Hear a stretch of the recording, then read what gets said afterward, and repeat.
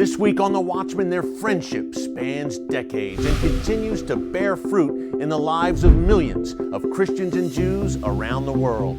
Pastor John Hagee and Rabbi Aryeh Sheinberg may seem like an unlikely pairing at first, but they have developed a deep bond that has literally changed the world. Without the friendship of the fiery Texas pastor and the rabbi from New York, Christians United for Israel may not exist, and it certainly would not have become the largest pro-Israel group in America. I sat down with them recently to discuss their special friendship and how it changed the face of Christian Zionism. So sit back and enjoy the story of the pastor and the rabbi this week on The Watchman, only right here on TBN.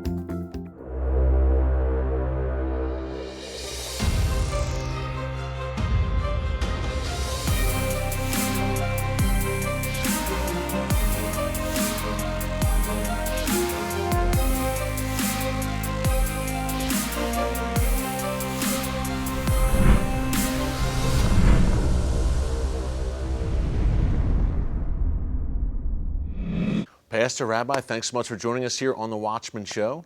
We're delighted to be with you. And we're delighted to tell your special story, the pastor and the rabbi. And Rabbi, I want to start with you. Actually, a lot of our viewers here at TBN know Pastor Hagee very well. They might say, hey, who's this Rabbi Sheinberg?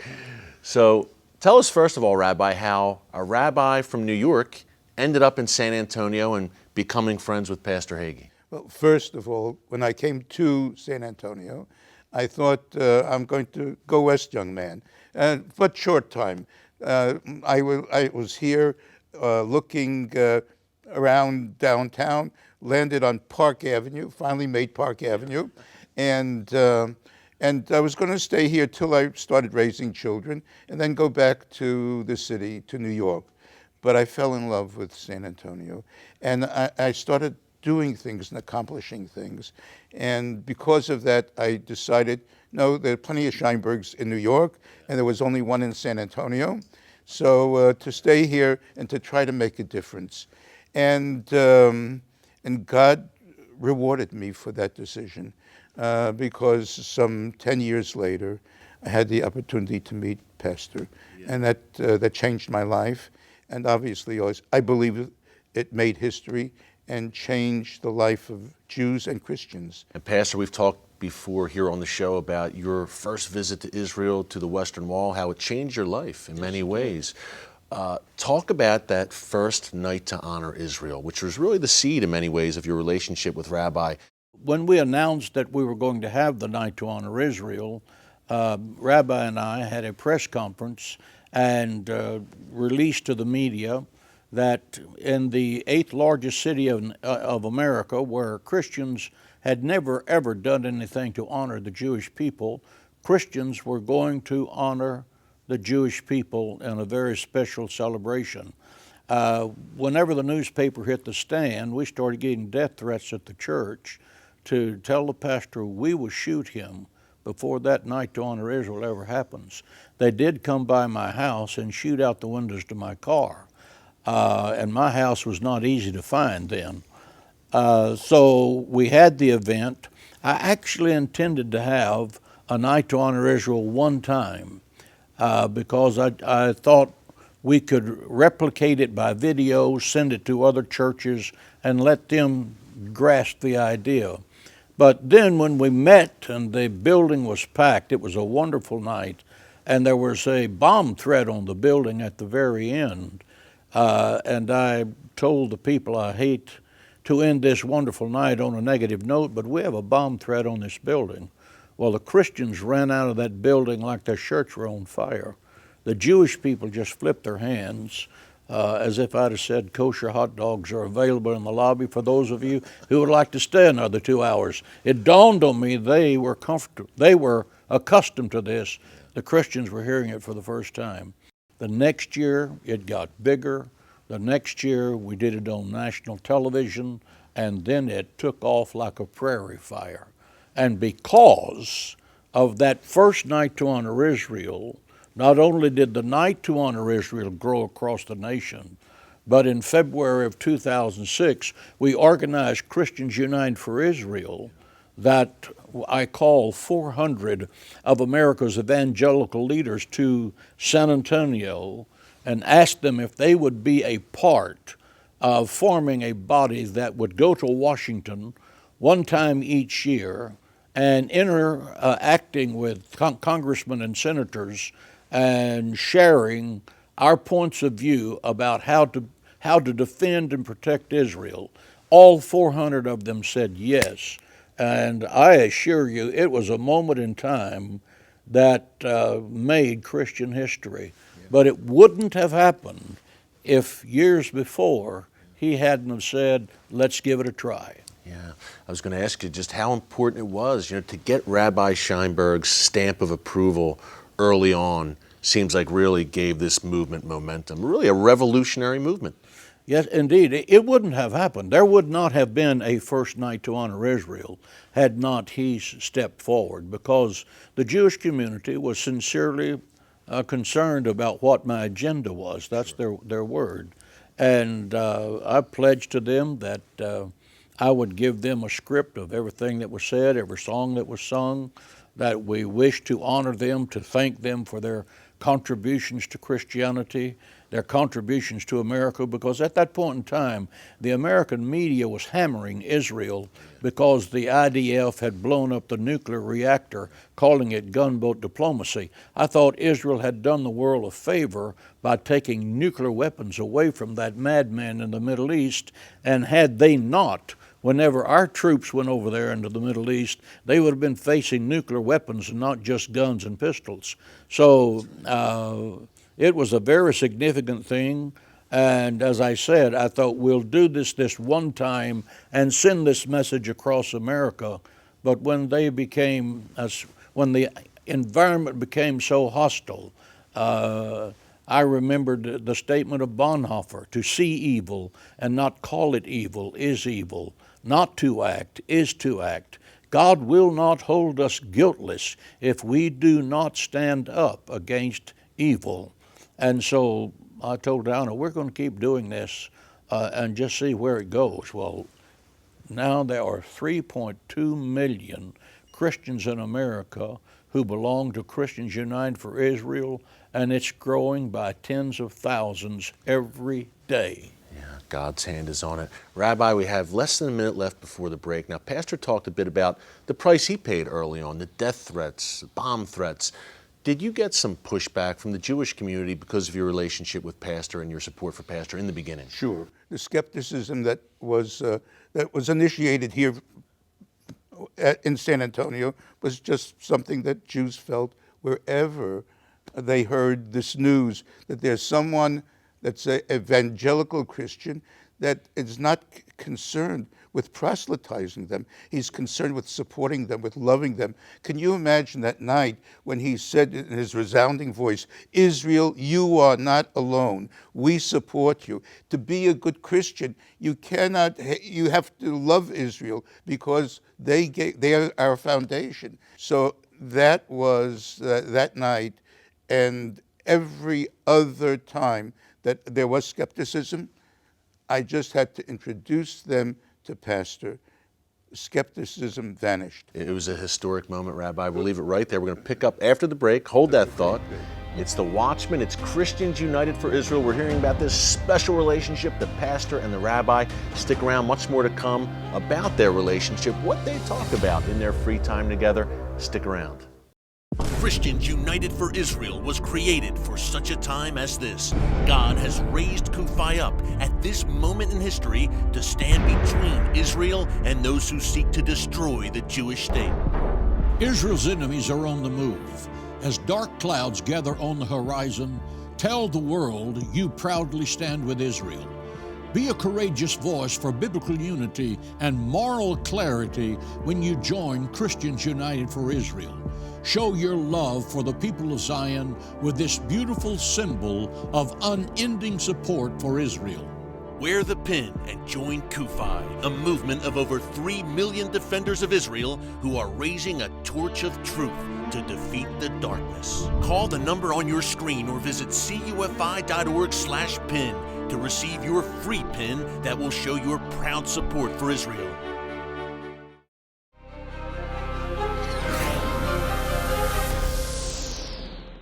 And welcome back to the Watchman with Christians United for Israel, only right here on TBN. We're talking to the pastor and the rabbi about their special relationship. And Rabbi, I hated to cut you off. You're making a very important point before we went to the break about world leaders, people of global influence in the Jewish community, meeting Pastor Hagee, and what happens then? Could you elaborate a bit more on that? Once you had people, world leaders like Malcolm Hoenlein, like Elie Wiesel, that met Pastor, or I remember the historic meeting of AIPAC in 2006 when Pastor spoke to, I would say at that time, 8,000 or 9,000 of Jewish leaders throughout the country. The most influential in America. Most influential for sure. at that time. And it was like a revival meeting. I mean, they applauded Pastor some 25 times, stood up and applauded him for what he said. Once they hear Pastor, they hear his passion and they hear his sincerity, then the skepticism vanishes. And, last week, 2 weeks ago in Israel, there was a group of Israelis that Pastor met with, also leaders in Israel, and most of them were secular. Most of them, and they couldn't believe how Pastor's belief in the Bible is motivating his support for Israel. But once he met with them, once he spoke to them with his truth, with his love, with his sincerity, they melted. They melted away. I think he made them believers at that night. Yeah. And Pastor, this includes, look, you're meeting with Israeli prime ministers, heads of state in Israel, the most influential members of the Israeli government. Did you ever think when this all started back in the late 70s, early 80s, did you think it would come this far? Oh, absolutely not.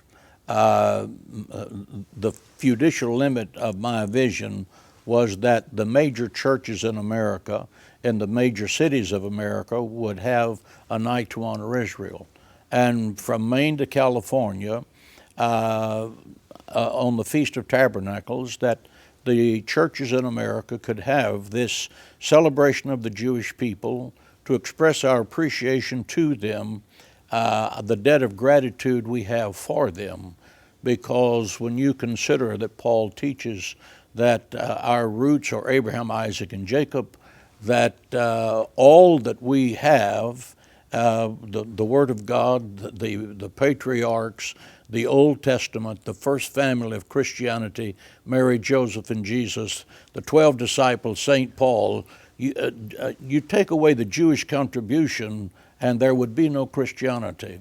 When Christians began to see that, and to celebrate that, and to extend their hands to the Jewish people without conversionary motives involved, just to demonstrate the love of God to them, which they so richly deserve after 1,800 years of abuse. I never dreamed there would be such a thing as Christians United for Israel, but it was just a natural segue when in February of 2006, Ahmadinejad was calling for the death of Israel. And if this was something being done on an international basis, then we needed to build a base in America that was sophisticated and strong enough to impact public policy in Washington, D.C. with the Congress of the United States. God helped us to do that with Christians United for Israel. What God has done. We're going to talk more about it, gentlemen, after the break. Rabbi Aryeh Sheinberg, Pastor John Hagee, more about why this special relationship is so crucial today for America, for Israel, and for you. Sitting at home, don't move. It's the Watchman. Much more coming up after the break. Israel's enemies are united in their goal to destroy the Jewish state. They all share one purpose: to wipe Israel off the map. Evil forces never stop working to isolate, delegitimize, and weaken Israel. In the face of evil, Christians must not remain silent. Supporting Israel is not a political issue, it is a biblical issue. And you can make a difference in your church, on college campuses, and on Capitol Hill. In 10 years, you've gathered more than 3 million members and are active on more than 300 college campuses. Kufi never shies away from standing with Israel, from standing with the truth. Become part of the largest pro-Israel organization in America and help Christians United for Israel push back against the darkness as a beacon of truth. Join over 3 million defenders of Israel when you visit our website at cufi.org and sign the Israel Pledge. Together, we'll make sure that Israel never stands alone. And welcome back to the Watchman, only right here on TBN. We're talking to Pastor John Hagee, Rabbi Aryeh Sheinberg. And gentlemen, I think for the folks watching at home, they say, wow, this is very interesting to have a pastor and a rabbi, such good friends, such kindred spirits. So when you're together, what do you guys talk about? Do you talk about theology, talk about Israel's place in the Bible? Are these the kind of things you talk about? Or you just talk about your families, just normal things? Well, sometimes we do all of that. Many times there are times I will call him and say, what does the Hebrew really mean in this particular setting? And we have a theological discussion about what the biblical text actually means. On one occasion I asked him, why do the letters in Hebrew leap so high off the page? And he said, because between the letters is the fire of God. It is the living Word of God. That's why you read it on one day and it has a meaning to you, and you read it a week later, it has a different meaning for you, because it is a book that reads you. You don't read the book. It meets your need every time you open it. Those are the kind of things we talk about. Wow, I wish I was a fly on the wall, gentlemen, in those conversations. Rabbi, what has that meant to you, too, from a theological perspective, to speak to Pastor about these kinds of issues? It must be fun for you, too. Sure. And also when we could look at prophecy come alive today.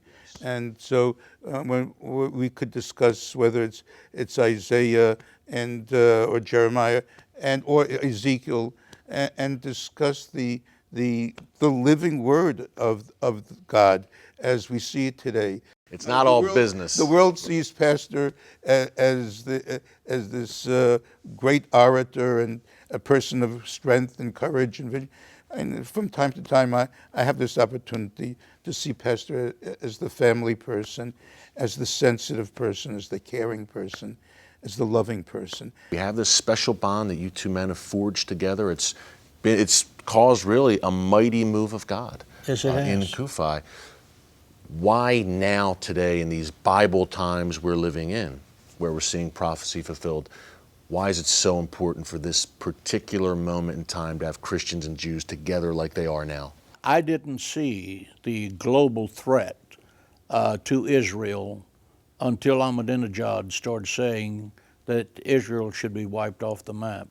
And then when I saw how the leadership of the United States of America began to give so much help to Iran, that was a terrorist state, and taking plane loads of money, then those millions of dollars were given to terrorist organizations. This was something that was in the process, but early on, when I heard Ahmadinejad say he was going to wipe Israel off the map, I knew something had to be done, and I knew that I had a television base, that I'd been on television then for 30-some years, that I had a great relationship with the major evangelical leaders in America, and I said, why not? And I made 5 phone calls to 5 leaders and said, what do you think about this? And they all 5 said, do it, and let's go. We did it, and I mean it took off like a rocket because God was behind it. What has been done is to the glory and to the honor of God. Yes, God has used human flesh, but the way this thing has taken off, Christians United for Israel, and swept across this nation like a prairie fire driven by a high wind, is only something God could have done. To have a friend like Pastor, we don't have many friends. We have, in fact, very few friends. But we have a lot of enemies. And we have enemies throughout Europe, tremendous anti-Semitism. Sometimes I think even in our own State Department here, we have some enemies. And sometimes I think of it even in the administration, we don't have too many friends. but we do, and Israel is under the gun. Existentially, they're being threatened every day. So, but we do have a friend, and that friend has been able to communicate, as we say, to 3,200,000 now, growing and growing and growing. So it's extremely important both for Jews to know that there is this Christian support, but also it translates into political support, economic support, spiritual support of the Jewish people throughout the world and of Israel, particularly Israel. So it's vital, and it's vital, I believe, to the world, because they have to hear the truth. The world today is upside down. They can't distinguish between truth and lies. And Pastor speaks it as it is. Gentlemen, this has been such a pleasure. Now, after the break, we're in our beautiful set here in San Antonio, but folks, after the break, we're going to journey to someplace very special for Pastor, for Rabbi, great significance for their relationship, and certainly for you sitting at home. You won't want to miss the conclusion of our great conversation with Pastor John Hagee, Rabbi Aryeh Sheinberg, in a very special place. Trust me, after the break, it's the Watchman. It's Christians United for Israel, only right here on TBN. And you see the information on your screen, folks.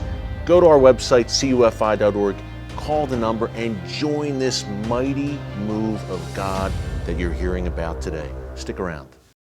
Christians United for Israel was created for such a time as this. God has raised Kufi up at this moment in history to stand between Israel and those who seek to destroy the Jewish state. Israel's enemies are on the move. As dark clouds gather on the horizon, tell the world you proudly stand with Israel.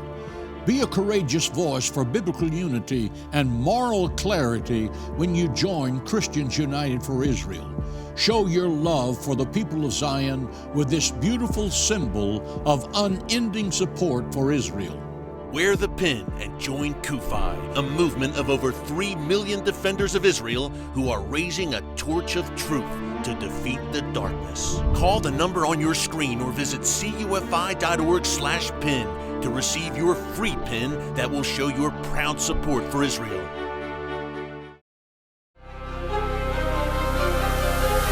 And welcome back to the Watchman, only right here on TBN. Folks, we have a special treat for you. We've been talking to the pastor and the rabbi today, and we're ending it in the holy city of Jerusalem. What a place to end our great conversation, gentlemen, about your special relationship. Pastor, Rabbi, you've been in this city a whole lot together. Tell us about the great things that are coming in this relationship between Christians and the Jewish people, and a lot of it will be centered in this miraculous holy city. Let me tell you where it began. The relationship began at the Western Wall when I was praying in 1978, and that's where that I had a divine encounter with the Lord to try to bring Christians and Jews together in an atmosphere that was non-threatening to the Jewish people and demonstrated the unconditional love of God. And at that point in time, something happened that God gave that divine commission. And when I went back to San Antonio looking for a way to make it happen, Rabbi Sheinberg was the one who stood up at a very historic moment in a Jewish committee meeting in San Antonio and said, as Jews, we know how to handle our enemies, but what if this man is a friend? And bang, we were off and had the first night to honor Israel. It would never have happened without his participation. But right at that wall is where it started, and San Antonio was the connection, and he was the link to the Jewish community that we'd been looking for. Yeah, Rabbi, it started at that special wall behind us, and looking forward, you see this just growing. This feels like a true move of God, how he's bringing us together. Tell us what you see going forward. For sure. I mean, in my lifetime and in Pastor's lifetime, we've experienced these miracles of the ingathering of the exile, of the reestablishment of the state of Israel, of the unity of Jerusalem, and the unity of Christians and Jews. That's why this is so meaningful to me. It's not, of course, there's a joy in sharing and in being with Pastor in Israel and in Jerusalem, but the meaning for the present and the future is that God has a special plan for Jews and Christians together to strengthen one another. We need each other, and we can give strength, and that's, to me, one of the great miracles of our day, the unity of Jerusalem and the unity of Jews and Christians together. And every time that I pray with Pastor at the wall, I feel that what we call a spiritual indwelling. I feel the Shekhinah, the God's indwelling surrounding us, because it's not just two people praying, although it is that. It's not just soulmates in the sense soul brothers praying, which it is that, but it's also the future of miracles to happen. Pastor Hagee, thank you so much as always. It's my pleasure to be here. It's been great, Rabbi. Joy, thank God. It's been a joy. And folks, you can see the smile on my face. It's a joy for me to see these two mighty men of God, the pastor, the rabbi, together in God's holy city of Jerusalem. There's much more to come in this great and growing relationship between Christians and the Jewish people. Join our movement here at Christians United for Israel, 3.1 million strong, the world's largest pro-Israel organization, and growing every day. You see the number on your screen. You see the URL. That's cufi.org, cufi.org. Join our movement for such a time as this. From Jerusalem, thank you for joining us this week on The Watchman. Until next time, God bless you. And remember, never hold your peace.